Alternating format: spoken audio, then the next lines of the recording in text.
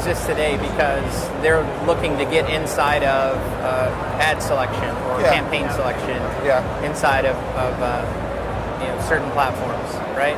And so it only exists for that matter, so that DSPs or other SSPs can bid on the inventory and essentially get into the ad stack of record for the publisher and have that compete with their direct campaigns. And that is a workaround to get into the ad stack. So essentially, if a publisher could manage the priority of a bidder and manage the priority of their direct campaigns, at the same time manage the priority of their third-party campaigns, then it's less of a problem to get inside of the ad selection logic. And so today, header bidding exists, sets variables where you can target those variables, but that's a transaction that happens outside of the traditional transaction that happens within the ad server. And so that inefficiency, over time, you can't put 50 script tags inside of the head of your website or it'll slow it down, or if any one of those decides that it's going to block, sure, you may have asynchronous, but over time 50 won't work. So you got to bring in real solutions to solve those problems, and that's bringing that programmatic stack in-house. So do you think we'll have header bidding in 5 years' time? I think we will have a solution that will rid us of header bidding in 5 years, 5 to 6 years. Can you explain why? I just think that over time, publishers are going to realize that putting 50 tags in their header is not going to work.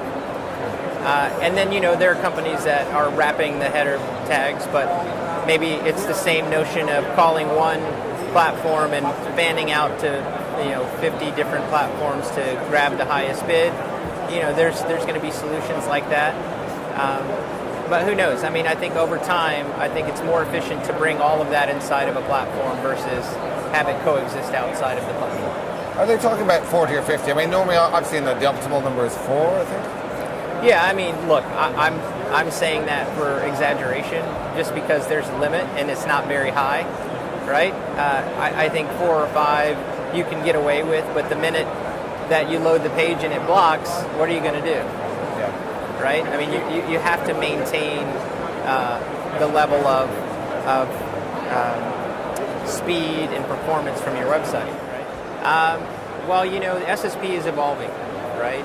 Publishers are really having to bring those platforms in-house, and I think we throw around the term programmatic platform loosely, but there really is a definition around a programmatic offering that publishers will have to maintain. Today, a lot of the traditional buys have third-party verification partners, and so the new programmatic platforms of tomorrow will need those verification partners integrated natively, as well as being able to deter ad blocking and manage their own exchange. Right now, header bidding is a big, I would say, buzzword, but really platforms need to be managing that in-house and taking header bidding outside of the websites that could eventually over time cause performance issues.